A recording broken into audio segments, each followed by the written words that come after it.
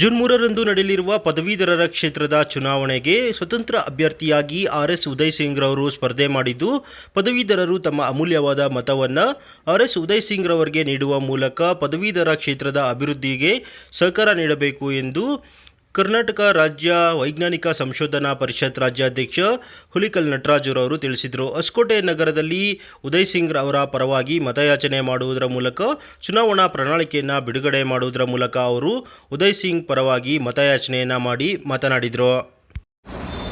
June 3ನೇ ತಾರೀಕು ಪದವೀಧರ ಕ್ಷೇತ್ರದ ಚುನಾವಣೆಗಳಿವೆ.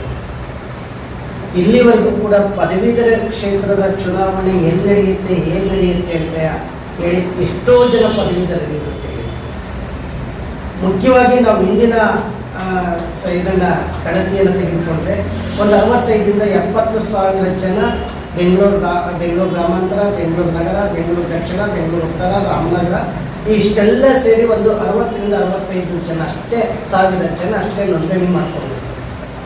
ಈಗ ನಮ್ಮ ಅಭ್ಯರ್ಥಿಗಳು ಬಂದು ಆದಮೇಲೆ ಈಗಿನ ಸೆನ್ಸಸ್ ಪ್ರಕಾರ 1,10,000 ಜನ ಈಗಾಗಲೇ ನೋಂದಣಿ ಮಾಡ್ಕೊಂಡಿದ್ದಾರೆ.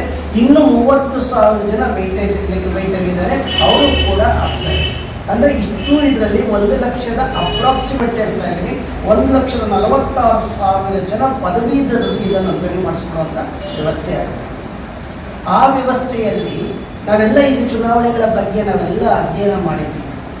ಸಂವಿಧಾನದಲ್ಲಿ ನಾವು ನೋಡಿಕೊಂಡಾಗ ವಿಧಾನಸಭೆಗೆ ಮತ್ತು ವಿಧಾನ ಪರಿಷತ್ ಅಂದರೆ ಕಿಂಗ್ ಮೇಕರ್ ಆಗಿರುವಂಥವ್ರನ್ನ ಆಯ್ಕೆ ಮಾಡಿ ಕಳಿಸ್ಬೇಕಾಗುತ್ತೆ. ಅದು ವಿಧಾನ ಪರಿಷತ್ತು ಮತ್ತು ವಿಧಾನಸಭೆಯ ನಡುವೆ ನಡೀತಕ್ಕಂಥ ಈ ಸಮಾಜದ ಆಗುಹೋಗುಗಳ ಬಗ್ಗೆ ಚರ್ಚೆ ಮಾಡೋದು. ಪ್ರಜ್ಞಾವಂತ ಸಮೂಹವನ್ನು ಮನಸ್ಸಿರತಕ್ಕಂಥವ್ರನ್ನ ಆಯ್ಕೆ ಮಾಡಬೇಕಾಗಿದೆ. ನಾವು ಇಲ್ಲಿವರೆಗೂ ನೋಡ್ಕೊಂಡ್ಬಂದಿದ್ದೀವಿ, ಹಣವುಳ್ಳವರಿಗೆ ಕೊರತೆ ಇಲ್ಲ ನಮ್ಮ ದೇಶದಲ್ಲಿ, ಜ್ಞಾನವುಳ್ಳವರ ಬದ್ಧತೆಯುಳ್ಳವರ ಕೊರತೆ ಇದೆ.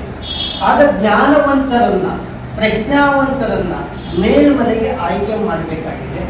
ಆ ಆಯ್ಕೆ ಮಾಡೋದ್ರಲ್ಲಿ ಪದವೀಧರ ಕ್ಷೇತ್ರದ ಎಲ್ಲ ಪದವೀಧರರ ಮನಸ್ಸುಗಳು ಒಗ್ಗಟ್ಟಿನಿಂದ ಆದರೆ ಅನೇಕ ಸಮಸ್ಯೆಗಳು ಜ್ವಲಂತವಾಗಿ ಉಳಿದಿವೆ. ಆ ನಿಟ್ಟಿನಲ್ಲಿ ಯೋಚನೆ ಮಾಡಿದಾಗ ಇದೇ ದಾವಣಗೆರೆ ಜಿಲ್ಲೆಯ ಕುಕ್ಕವಾಡ ಅಂತಕ್ಕಂಥ ಗ್ರಾಮದಲ್ಲಿ ಆರ್.ಎಸ್. ಸಿಂಗ್ ಮತ್ತು ಮಾಲಿನಿಯವರ ಮಗನಾಗಿ ಉದಯ್ ಸಿಂಗ್ ರವರು ಹೋಗ್ತಾರೆ. ಕುಕ್ಕವಾಡದಲ್ಲಿ ಪ್ರಾಥಮಿಕ ವಿದ್ಯಾಭ್ಯಾಸ ಮಾಡಿ ದಾವಣಗೆರೆ ಜಿಲ್ಲೆಯಲ್ಲಿ, ಅವರು ನಮ್ಮ ಕರ್ನಾಟಕದವರು, ದಾವಣಗೆರೆ ಜಿಲ್ಲೆಯವರು, ಕುಕ್ಕವಾಡ ಊರಿನವರು.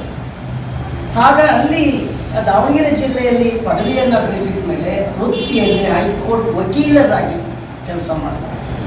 ಪ್ರವೃತ್ತಿಯಾಗಿ ಅವ್ರದ್ದೇ ಆದ ಇನ್ಸ್ಪೈರ್ ಕರ್ನಾಟಕ ಒಂದು ಸಂಸ್ಥೆಯನ್ನು ಹುಟ್ಟುಹಾಕಿ ಸಾಮಾಜಿಕವಾಗಿ ನಿರುದ್ಯೋಗ ಪದವೀಧರರ ಸಮಸ್ಯೆಗಳು, ಅತಿಥಿ ಉಪನ್ಯಾಸಕರ ಸಮಸ್ಯೆಗಳು ಮತ್ತು ಅಲ್ಲಿ ಸರ್ಕಾರಿ ನೌಕರರಲ್ಲಿ ಸಿಗುವಂಥ ಅನೇಕ ಆಕ್ರಮಣ ಆಗಿರ್ತಕ್ಕಂಥ ಪರೀಕ್ಷೆಗಳಲ್ಲಿರ್ತಕ್ಕಂಥ ಅನೇಕ ಅಕ್ರಮಗಳ ಬಗ್ಗೆ ಹೋರಾಡುವಂಥ ಮನಸ್ಸಿರ್ತಕ್ಕಂಥವರು, ಮುಖ್ಯವಾಗಿ ನಮ್ಮ ಕೋವಿಡ್ ಕಾಲದಲ್ಲಿ ಜೀವದ ಹಂಗ್ ತೊರೆದು ಹೋರಾಡಿದಂಥ ವ್ಯಕ್ತಿ ನಮ್ಮ ಗಮನಕ್ಕೆ ತಂದಿದ್ದು ಉದಯ್ ಸಿಂಗ್ ರವರು.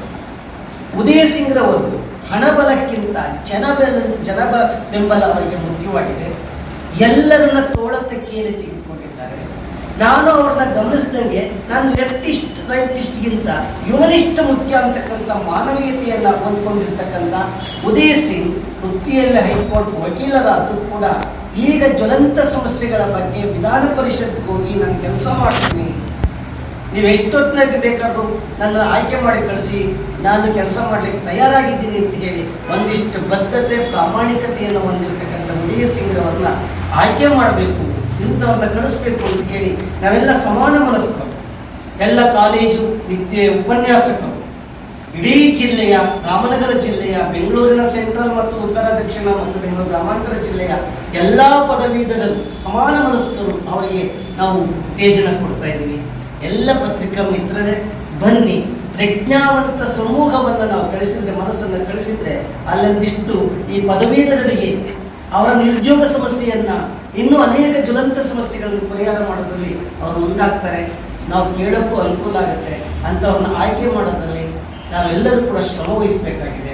ಆ ನಿಟ್ಟಿನಲ್ಲಿ ಈಗಲೂ ಕೂಡ ಅನೇಕ ಜನ ನೋಡಿದ್ದೀರಿ, ಗೆದ್ದೋಗತಕ್ಕ ಮಾತ್ರ ಅಲ್ಲಿ ಗೊತ್ತಿರುತ್ತೆ, ಗೆದ್ದೋದ್ಮೇಲೆ ಏನು ಮಾಡ್ತೀವಿ ಅಂತ ಗೊತ್ತಾಗಲ್ಲ. ಆದರೆ ಗೆದ್ದ ಮೇಲೂ ಕೂಡ ಜನಪರವಾಗಿ ದುಡಿತೇನೆ, ಜನರ ಮನಸ್ಸಿಗೆ ದುಡಿತಾ ಇದೆ ಅಂತಕ್ಕಂಥ ಒಂದು ಕಾಳಜಿ ಇರ್ತಕ್ಕಂಥ ಉದಯ ಸಿಂಗ್ ಅವರಿಗೆ ನಾವೆಲ್ಲ ಒಮ್ಮತದಿಂದ ಬೆಂಬಲ ಮಾಡಿದ್ದೇವೆ. ನೀವು ಕೂಡ ಪತ್ರಿಕಾ ಮಿತ್ರರು ಈ ನಿಟ್ಟಿನಲ್ಲಿ ಯೋಚನೆ ಮಾಡಬೇಕಾಗಿದೆ.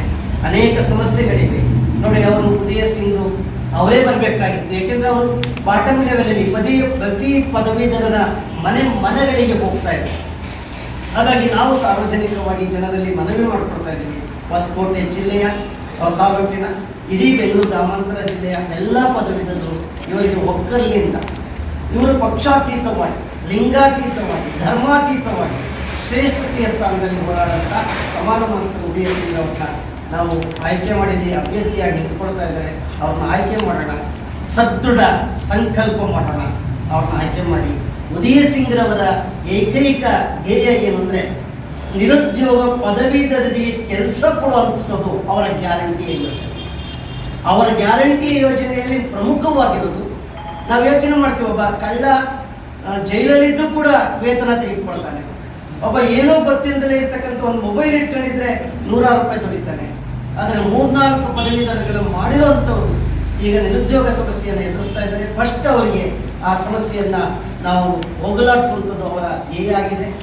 ಮತ್ತು ಶಿಕ್ಷಣ ಇಲಾಖೆಯಲ್ಲಿ ನಡೀತಕ್ಕಂಥ ಅಕ್ರಮಣವಾಗಿ ನಡೀತಕ್ಕಂಥ ಈ ಪರೀಕ್ಷೆಗಳದ್ದಾಗಿರ್ಬೋದು, ಆಮೇಲೆ ನೇಮಕಾತಿದ್ದಾಗಿರ್ಬೋದು, ಅವರ ವಿರುದ್ಧ ಹೋರಾಡಿ ನ್ಯಾಯ ಕೊಡಿಸುವಂಥದ್ದು. ಸಿಂಡಿಕೇಟ್ ಮೆಂಬರ್ ಆಗಿದ್ದಾರೆ ಈಗಾಗಲೇ ದಾವಣಗೆರೆ ಜಿಲ್ಲೆಯ ವಿಶ್ವವಿದ್ಯಾನಿಲಯದ ನಮ್ಮ ಉದಯ ಸಿಂಗ್ರವರು. ಹಾಗಾಗಿ ಇವರಿಗೆಲ್ಲ ಶಿಕ್ಷಣದೊಳಗಿರುವ ಜ್ವಲಂತ ಸಮಸ್ಯೆಗಳ ಬಗ್ಗೆ ಗೊತ್ತಿರೋದ್ರಿಂದ ಶಿಕ್ಷಣ ಕ್ಷೇತ್ರಕ್ಕೆ, ಸಾಮಾಜಿಕ ಕ್ಷೇತ್ರಕ್ಕೆ ಇವರು ಹೋರಾಟ ಮಾಡ್ತಾ ಇದ್ದಾರೆ. ಪ್ರತಿಯೊಬ್ಬರಿಗೂ ನ್ಯಾಯ ಕೊಡಿಸೋ ನಿಟ್ಟಿನಲ್ಲಿ ಇವರು ತನ್ನನ್ನು ತಾನು ತಿಳಿಸ್ಕೊಂಡಿರೋದ್ರಿಂದ ಇವ್ರನ್ನ ಆಯ್ಕೆ ಮಾಡೋದು ನಮ್ಮೆಲ್ಲರ ಆದ್ಯ ಕರ್ತವ್ಯ ಅಂತ ಹೇಳ್ತಾ, ಇಷ್ಟೊತ್ತು ನಮ್ಮ ಜೊತೆ ಮಾತನಾಡಲಿಕ್ಕೆ ಕಿವಿಯಾದಂತೆ ನಿಮಗೆಲ್ಲರಿಗೂ ಕೂಡ ವಂದಿಸ್ತಾ ಬನ್ನಿ. ಸದೃಢ ಸಂಕಲ್ಪ, ವ್ಯಕ್ತಿತ್ವ, ವ್ಯಕ್ತಿಗಿಂತ ವ್ಯಕ್ತಿತ್ವ ಮುಖ್ಯ ಅನ್ನೋದು ಇಲ್ಲಿ ಗಮನ ಆಗಿದೆ. ಅಲ್ಲಿ ಪಕ್ಷ ಮತ್ತು ಜಾತಿ, ಹಣಬಲಕ್ಕಿಂತ ವ್ಯಕ್ತಿತ್ವ ಮುಖ್ಯ ಆಗಿದೆ. ಆ ವ್ಯಕ್ತಿತ್ವ ಇರ್ತಕ್ಕಂಥವ್ರನ್ನ ಆಯ್ಕೆ ಮಾಡಿದ್ರೆ ನಮ್ಮ ಸುಭದ್ರವಾಗಿರುತ್ತೆ ಅಂತ ಹೇಳ್ತಾ ಇವ್ರನ್ನ ಆಯ್ಕೆ ಮಾಡೋಣ ಅಂತ ಹೇಳಿ ನನ್ನ ಮಾತನ್ನು ಮುಗಿಸ್ತೇನೆ. ನಮಸ್ಕಾರ.